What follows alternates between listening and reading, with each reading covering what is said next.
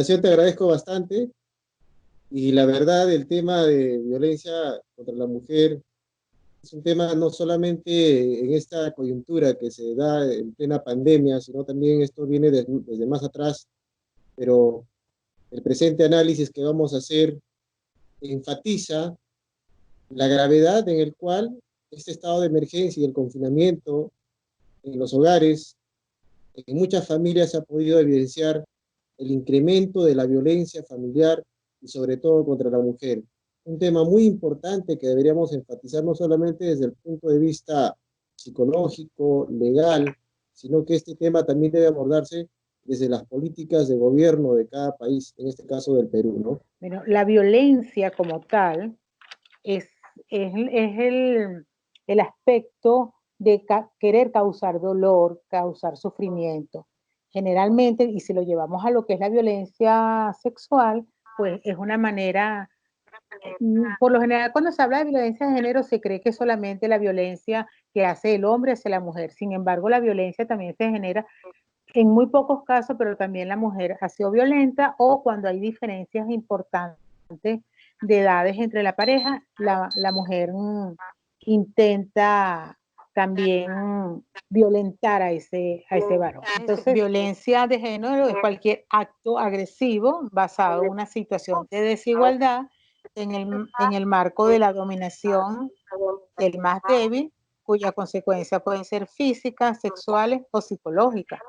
Bueno, en el aspecto jurídico, lo que viene a ser la violencia de género establecida en la ley 30364 establece que la violencia contra las mujeres o cualquier acción es cualquier acción o conducta que puede causar la muerte o lesiones, ¿no? O daño, sufrimiento físico, sexual o psicológico por la condición, ¿no? De mujer, tanto en el ámbito público como el privado. Desde el enfoque jurídico le damos un tema más sancionador, ¿no? Claro. Es un tema más causalista, porque si hay una acción, hay una consecuencia. Desde ese punto de vista lo ve el enfoque jurídico, sin embargo, la autora, desde el enfoque psicológico, ella puede ver el problema de la conducta, pero nosotros vemos la sanción a esa conducta. Claro, las consecuencias legales que requieren efectivamente, ¿no? Las consecuencias que trae una acción de violencia contra la mujer y lo que ello puede acarrear, ¿no? Claro que hay daños psicológicos, porque precisamente la violencia psicológica es una de las tipologías también de la violencia de género, como la violencia física, que lo ha dicho la doctora, la violencia patrimonial, ¿no? La violencia sexual. Estos cuatro tipos de violencia lo tiene el enfoque jurídico aquí en el Perú, los cuales pienso yo que compartimos bastante porque en realidad es el problema recurrente, tanto legalmente y tanto psicológicamente, ¿no? En la sociedad a nivel de muchos países. Y es por ello que el enfoque jurídico ha tomado en cuenta y precisamente ha establecido estos cuatro tipos como violencia, y en base a ello es que inclusive se hace los exámenes y el juzgador, en este caso el fiscal, claro, o el juez penal, toma la decisión en sus sentencias a fin de darle la sentencia respectiva, correspondiente, ¿no? Al infractor o al sujeto activo en este caso. Usted mencionaba en cuanto a las conductas que normalmente el hombre suele ser manipulador, posesivo. Además de estas características, suelen ser hombres que fueron maltratados, pueden ser hombres que fueron criados por mamá, papá, tuvieron su crianza, educación hasta universitaria, pero ¿qué es lo que pasa que los introduce a esto de la violencia? Fíjate que la pregunta que estás haciendo es muy interesante. Ciertamente, puede suceder. O sea, yo decía que habían dos tipos de agresores. El que es con baja autoestima, que es inseguro y demuestra su violencia, sus carencias a través de la violencia, y el que es agresor porque tiene una personalidad narcisista. Pero ciertamente, la formación, lo que han visto en la casa, parte del aprendizaje del ser humano, lo hace a través del modelamiento, del aprendizaje, de la observación de las conductas de otros. La mayoría de las personas que crecen en hogares violentos tienden a repetir Inclusive hay mujeres que son violentadas y no lo reconocen, no lo saben que son violentadas porque su patrón de comportamiento, de crianza, fue de esa manera. Cuando se consiguen un hombre que las trata de esa manera, para ellas no hay nada diferente, porque mi papá, mi abuelo, eso sucedió así. Entonces, inclusive cuando la violencia sexual sucede, pues hay madres que le dicen a la mujer, usted tiene que quedarse callada porque ese es su marido y tiene que aceptar. A los maridos no se les dice que no, a los esposos no se les dice que no. Entonces no entienden de que el acto sexual debe ser un acto deseado, no impuesto. Entonces, sí, ciertamente hay el patrón de crianza, los patrones de crianza ayudan a formar mujeres aptas para la violencia y hombres violentos. Porque legalmente, como decía el abogado, hay sanción para el agresor, pero debería también existir a nivel gubernamental apoyo psicológico para esta mujer, porque la mujer de alguna manera no es que le gusta, sino que no sabe reaccionar ante la violencia que es sometida. Al iniciar la presentación comentaba de que nuestro país de referencia iba a ser Perú, ya que he tomado un artículo del diario La República que ha sido publicado el 21 de mayo del presente año, del 2020. Y este periódico titula diciendo lo siguiente: reportan que 171 menores fueron víctimas de violación durante cuarentena, considerado Perú uno de los países con mayor índice de violencia de género. En cuanto a esto, ¿qué respuesta ha brindado el Estado o desde la parte jurídica, qué considera usted que se puede hacer a partir de ahora para las víctimas? O sea, sabemos que el índice es muy alto durante el día a día, sin embargo, ahora que estamos en casa, que no podemos salir y que tenemos al esposo estresado porque no puede salir de la casa, porque tenemos a los niños también un ambiente quizás presionado porque no están yendo a la escuela y estamos todos en la casa, abogado.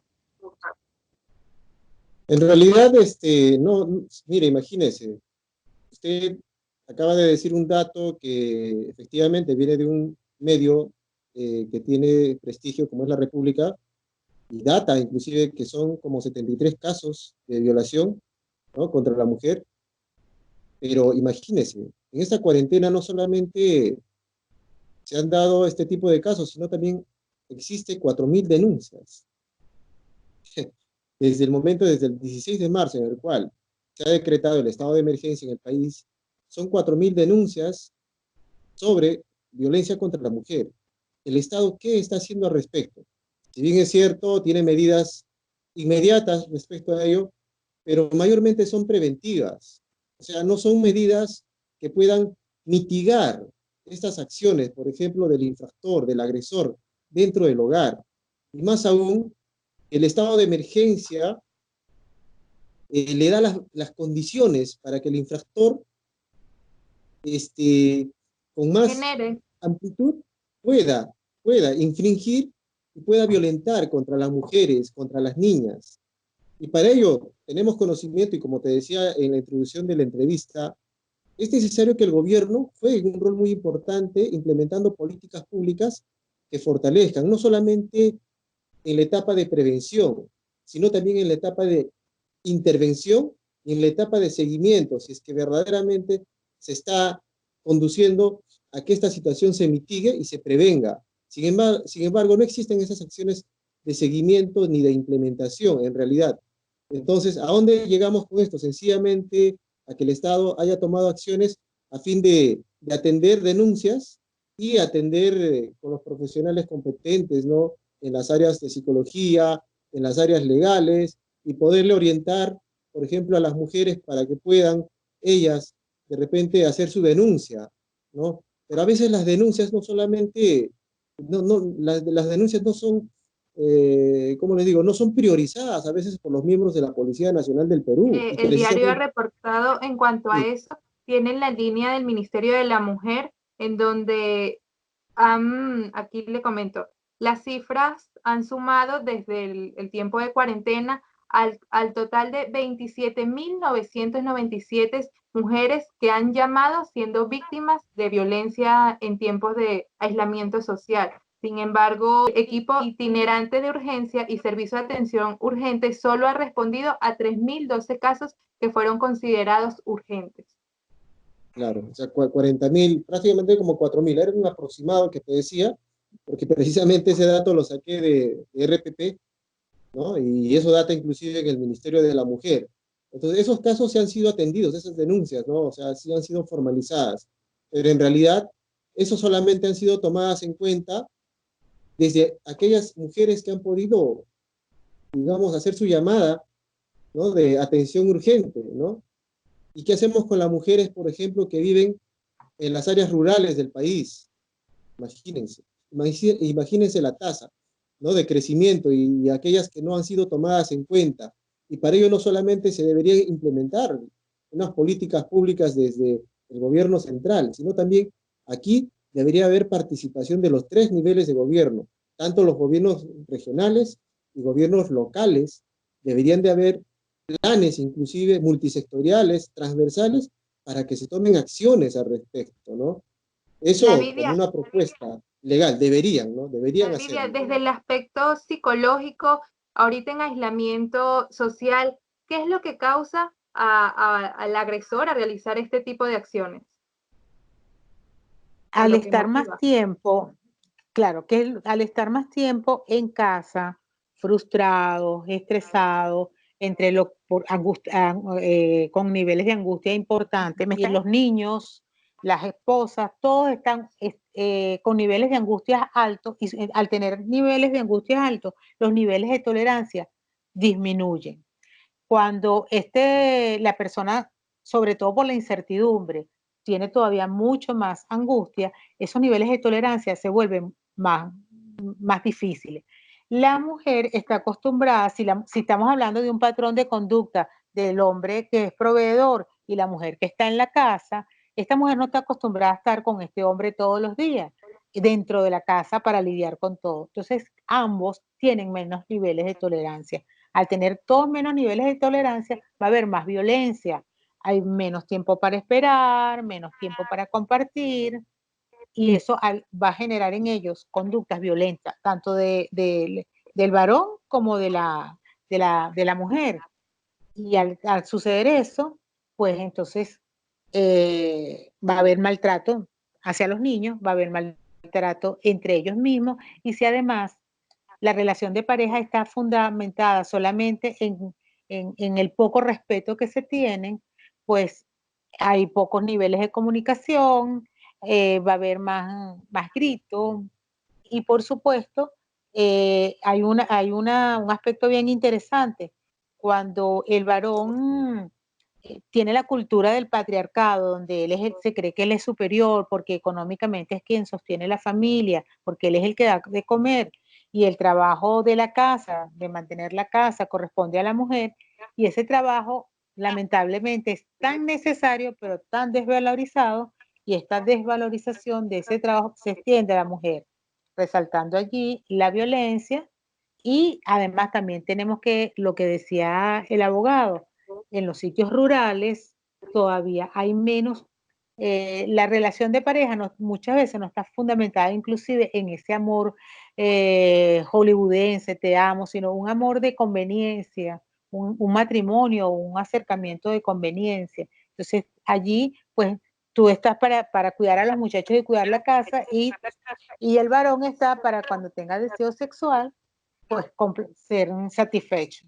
Eso va a generar, pues por supuesto, patrones de violencia más importantes. Hay casos realmente crueles desde mi punto de vista, donde el hombre de la casa hace abuso sexual tanto de la mujer como hasta de las hijas e hijastras, y la mujer lo acepta y hasta se queda callada. Quisiera que aquí, doctora, nos comente en cuanto, o sea, al respecto de las conductas de este agresor y de las víctimas, y luego Jefferson nos comente desde el respaldo jurídico por parte del Estado peruano. El varón que hace este tipo de abuso sexual con la pareja y las hijas o las hijastras, eso está determinado porque él pertenece a la cultura del patriarcado. Cuando el hombre económicamente es el que mantiene a esa familia, él se cree con el derecho de abusar sexualmente de estas personas, porque es su derecho. Pues él inclusive, si lo llevan a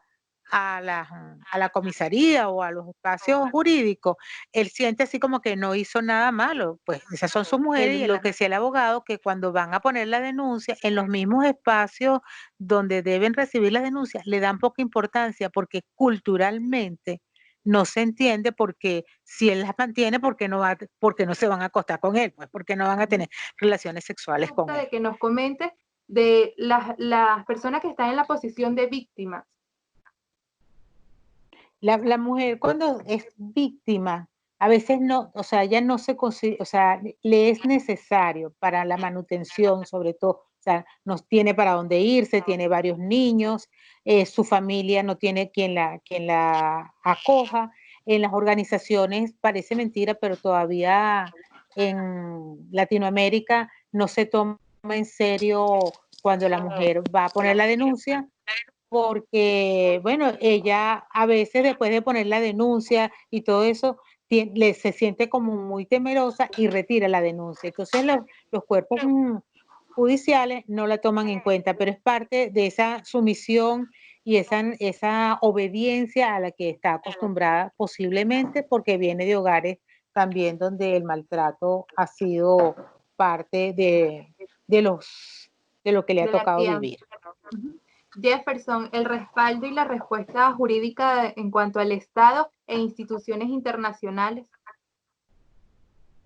En realidad el Estado peruano, bueno, establece sus normas de manera expresa, en que la violencia sexual no solamente es de naturaleza, o sea, sexualmente, el cual lo dijo la doctora, sino también hay componentes que configuran inclusive este delito, ¿no? En realidad, porque no solamente es la violación sexual que se pueda dar contra la mujer, sino también son aquellos actos que involucran inclusive actos que no necesariamente puede existir penetración, ¿no?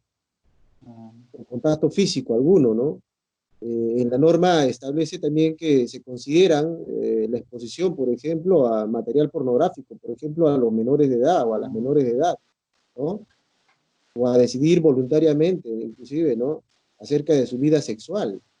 No podemos obligarle a un niño o una niña, por ejemplo, a optar sexualmente, ¿no? O inclinar a otra, ¿no? A otra sexualidad en el cual de repente no puede estar de acuerdo, ¿no? Porque es una niña o un niño, no tiene la capacidad decisoria.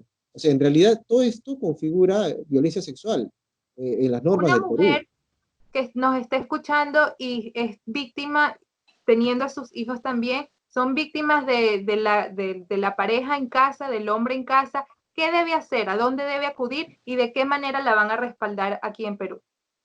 Bueno, procedimentalmente, una mujer que es agredida en el tema de género, inmediatamente debe recurrir a la Policía Nacional del Perú. Inmediatamente. Puede interponer la denuncia de manera escrita o verbal. Y en el plazo de 24 horas la policía deberá de remitir un atestado, ¿no?, al juez de familia informando sobre este delito, sobre estas faltas que denuncia la mujer, y en las cuales dentro de 72 horas el juez de familia deberá resolver remitiendo esto al fiscal penal y subsecuentemente al juez penal si es que existiesen delitos, ¿no? Por ejemplo, como lesiones o inclusive violación, ¿no? Lo que hablamos nosotros de delitos prácticamente, ¿no? En realidad esto está priorizado por el Estado, procedimentalmente esa es la acción que debería tomar toda mujer en caso sea vulnerada su derecho como tal, ¿no? Walter, bienvenido una vez más aquí en Revista Digital, psicólogo peruano. Gracias por la confianza y sumarte a este conversatorio en cuanto a la violencia de género, otra pandemia universal. Quisiera que nos comentara desde tu perspectiva el empoderamiento de la mujer, o sea, esa independencia económica y social es una opción para erradicar o iniciar la erradicación total de la violencia aquí en Perú. Es una muy buena pregunta porque de hecho involucra la fortaleza que puede encontrar la mujer de sí misma en realidad, ¿no? Ahora, es importante antes de que la mujer pueda iniciar ese camino de empoderamiento que efectivamente pues ella reconozca cuáles son sus emociones, ¿no? Es decir, que experimente y que también pase por un proceso de que hubo maltrato, de que no haya este proceso de negación, ¿no? Como que no, él lo hizo porque quiso ayudarme o porque es parte de él, de la pareja, del matrimonio, o es parte en todo caso pues del crecimiento como unidad, ¿no? En realidad el empoderamiento de la mujer en este caso pues se va a dar, yo creo, desde su propio impulso, ¿no?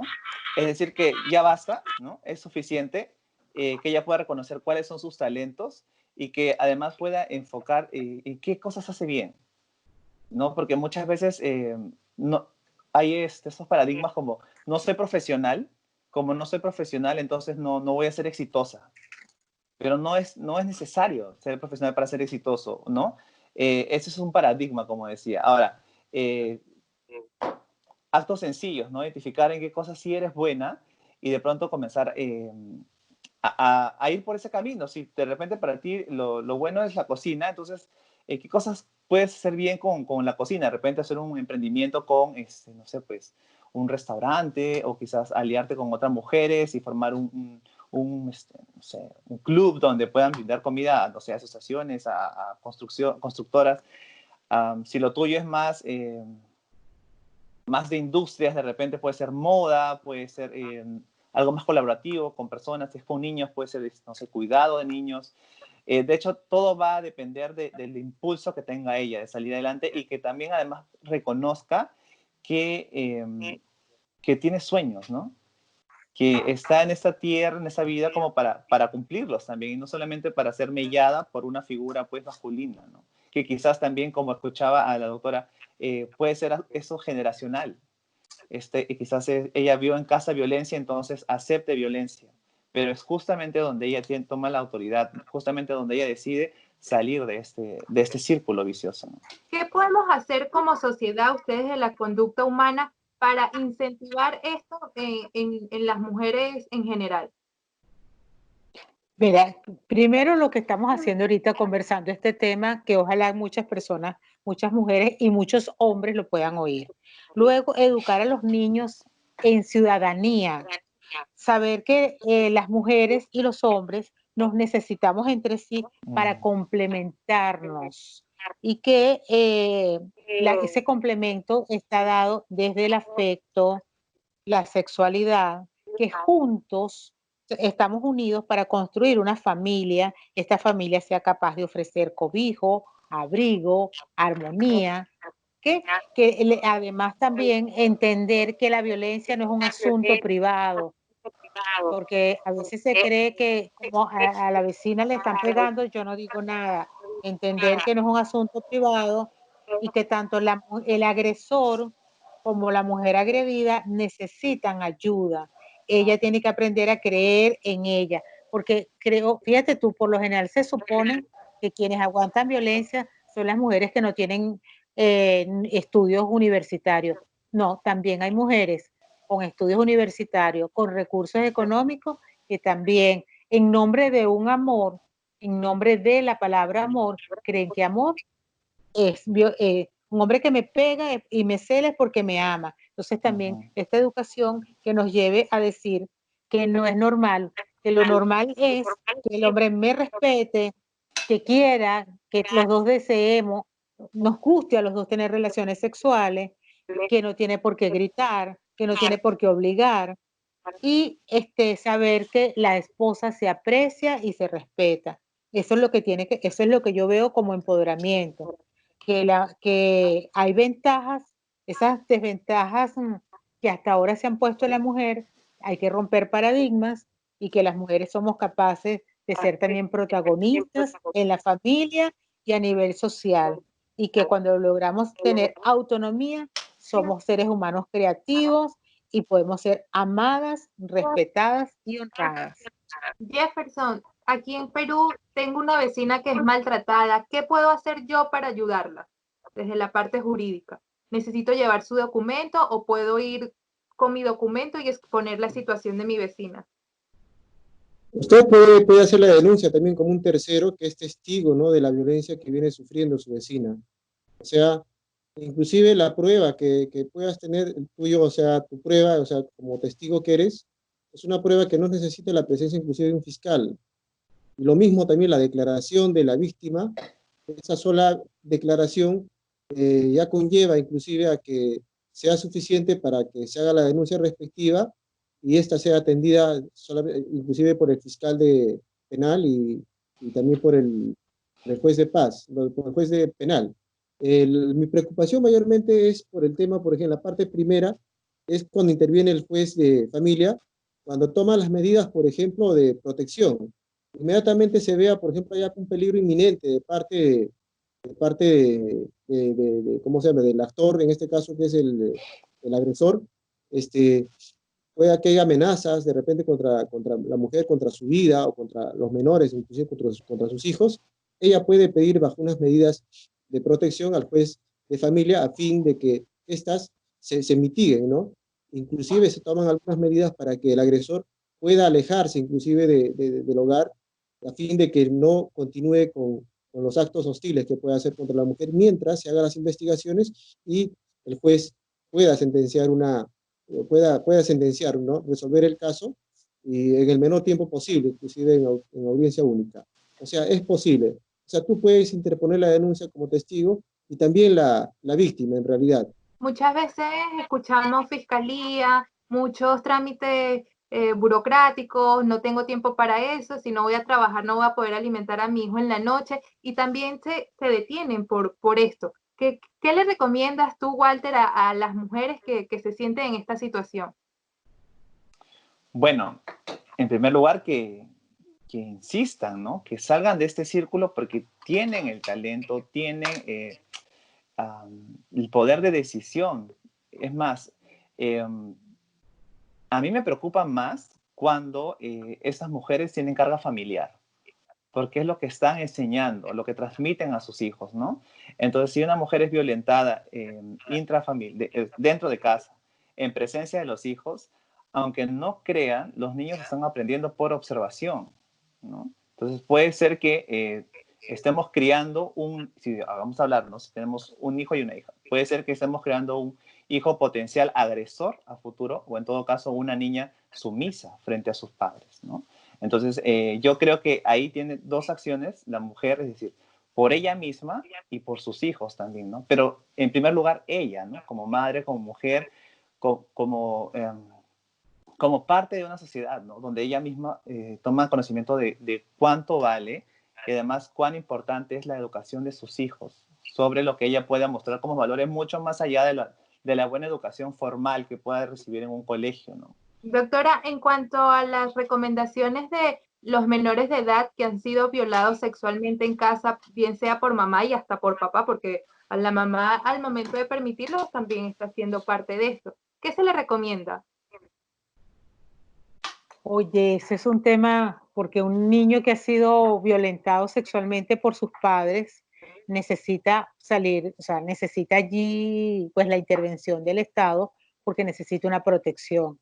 Ese niño, por supuesto, necesita entrar en grupo de terapia para que pueda salir de ese estrés postraumático que implica un acto como eso, porque se supone que los padres son para protegerlo, cuidarlos, darle educación, y es allí donde suceden los hechos. Evidentemente, pues necesita desde el punto de vista psicológico, pues apoyo para entender qué fue lo que pasó, porque muchas veces cuando sucede esto, el niño o la niña se sienten culpables, creen que ellos fueron los que lo propiciaron, porque tienen sentimientos encontrados, aman a sus padres, pero son sus padres los agresores. ¿Pueden ser Necesitan, personas evidentemente, que a futuro sean agresores también? puede que sí, puede que no, porque siempre hay como dos grandes límites. Hay gente que ha pasado por eso y se convierten en defensores de los derechos porque consideran que eso no le puede pasar a otros, y hay otros que tienden a repetir la conducta. Pueden estar en los dos extremos. Pudieran que sí o no, o hay gente que puede decir, bueno, esto me pasó a mí, yo voy a cuidar y proteger a mi hijo, y son personas que están más atentas y pueden, porque tienen su capacidad de resiliencia, su capacidad de aceptar y de procesar los hechos violentos de manera distinta. Es decir, generalizar que eso va a suceder es muy, muy atrevido, pero puede suceder cualquiera de los tres aspectos. Él puede ser un violador también, o puede ser una persona que trabaje por los derechos humanos, o puede ser una persona que tiene capacidad de resiliencia para soportar estas conductas violentas a las que ha sido sometido. ¿Qué recomendación le da el Estado para erradicar esto? O sea, iniciar por lo menos el proceso de... Es fortalecer las políticas que implementa el Estado, como te decía. Solamente están haciendo políticas preventivas, pero debería haber acá unas políticas de intervención directa, o sea, el problema. O sea, ¿de qué sirve de que nosotros hagamos de prevención, pero ni siquiera es prevención, porque en realidad es un tema de cultura, como dice la doctora? No hagamos nada en comunicar y en hacer campañas de que la violencia a la mujer es negativo, socialmente, es negativo inclusive para el desarrollo del país, porque no hace de que las personas en igualdad de condiciones y en igualdad de derechos puedan desenvolverse a plenitud en todos sus derechos. Por lo tanto, pueda inclusive una mujer tener un potencial y capacidad inclusive para poder desempeñarse mucho mejor de repente en algunos casos que los varones para poder desempeñarse en direcciones del Estado o como empresaria, ¿no? En realidad hay discriminación y hay desigualdad. Esa brecha se tiene que cerrar, y para cerrar esa brecha se debe implementar políticas públicas, ¿no? Focalizadas y realistas, porque nosotros no podemos sencillamente crear políticas, entre comillas, pero que en la realidad solamente son paliativos, que solamente te ponen un teléfono de ayuda a la mujer que quiera denunciar. Eso no va a mitigar ni eso no va a solucionar el problema que tenemos hoy en día. Eso desde el punto de vista del Estado. Ahora, desde el punto de vista jurídico, también, sí, ahí sí deberíamos nosotros, no solamente quizás el Estado, pero también las organizaciones, los medios, difundir, crear este tipo de espacios en el cual la mujer pueda tener acceso a conocer cuáles son sus derechos, cuál es el procedimiento en el cual puede hacer su denuncia. A veces lo ven muy burocrático, pero en realidad no es burocrático. Lo que falta es decisión. Es que en el hogar existe temor, existe terror, inclusive a la acción que puede hacer el infractor, ¿no? El violento, el hombre, el machista. Y eso es lo que trae consigo al miedo y al temor de que la mujer no pueda tomar esa decisión de poder hacer una denuncia o no pueda decidir retirarse del hogar porque vive con un hombre que le da la comida o que por el hecho de que trabaja y trae el dinero a la casa, le da el derecho a él de poderla gritar, de poderla humillar, de poderla vejarla o de poderla violentarla en todos los sentidos. Entonces, son esos componentes que le dan insumos a que la mujer lamentablemente también caiga en este problema que tenemos. En la otra pandemia, como tú le dices, más aún, estamos ahorita en plena pandemia del COVID. La segunda pandemia que sufrimos ahorita hoy en día en el hogar, precisamente es eso, y hay muchas mujeres que están muy limitadas por desconocimiento, falta campañas, falta políticas, y eso es lo que debemos nosotros de motivar, y estos espacios fortalecen a eso, Kim. La opinión psicológica que responde en cuanto a la participación de los medios de comunicación en nuestra sociedad. Sobre todo en los niños y adolescentes que están en casa sin hacer nada, ¿no? En ciertos tiempos de distracción. Sí, yo creo que el rol de los medios de comunicación ahorita es muy importante, ¿no? De hecho, para transmitir, ahora nos mencionaba justo el especialista en todo el tema jurídico acerca de los medios preventivos, ¿no? De los medios preventivos que se hace desde el Estado, en realidad. Si bien es cierto, son iniciativas, ahora deberían tener, digamos, mayor acción, pero se está haciendo al menos, se hace algo, ¿no? Entonces, en relación a ello, por ejemplo, ahorita las redes sociales, ¿no? Como medio de comunicación, he visto que el Estado está promoviendo incluso, normalmente los videos son con audios, por ejemplo, ¿no? En este caso, los videos están siendo sin audio para que si en algún momento una mujer puede deslizar y llega a este video, entonces su agresor no lo escuche, ¿no?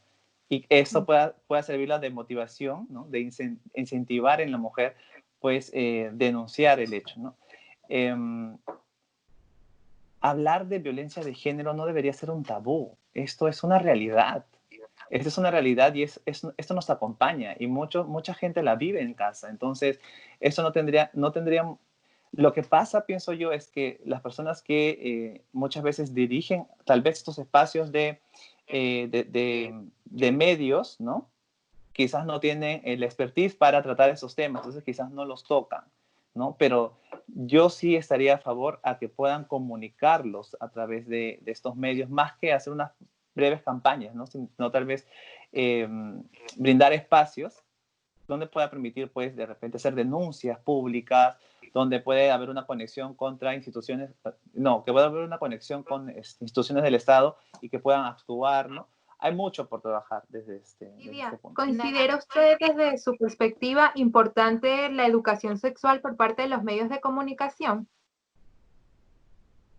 Sí, es importante que los medios de comunicación y las redes sociales, hoy que tienen un nivel protagónico importante, hagan llegar, porque esto es un problema cultural, no es algo que lo vamos a resolver tan pronto, pero en la medida que de la manera educativa, le hagamos llegar a la mujer y al hombre, porque son los dos, la mujer también, la mujer, esa pasividad de la mujer también la compromete.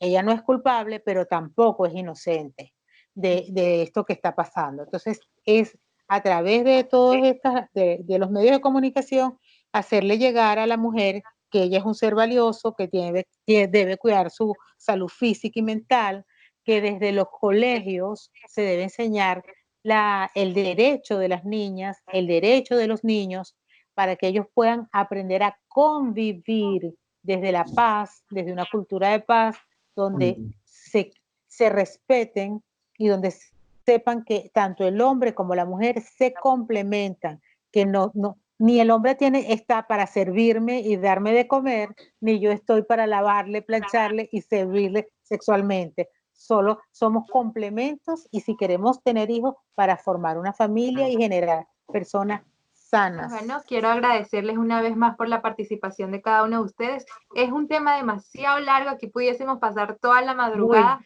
conversando, debatiendo. Quiero hacerles la invitación para reunirnos una vez más y, bueno, concretar ciertos temas y sacarle toda la información que se pueda desde los diferentes puntos de vista. Muchísimas gracias y pues bienvenido a Aquí en Revista Digital. Gracias, Kim. Bueno, gracias también, Kim, por la invitación. Gracias a todos. Gracias también al panel que nos acompañó, gracias a ustedes que nos permiten hablar de estos temas, porque solo así es que vamos a poder ayudarnos como sociedad a salir de, como decían ustedes, la segunda pandemia.